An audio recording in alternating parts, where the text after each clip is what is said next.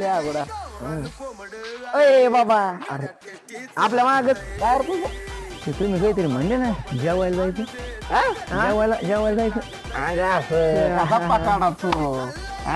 आम्ही हाका मारली तर तो ऐकायला नाही आला का हाका मारली तुला तिथं जाप्यावणी बसला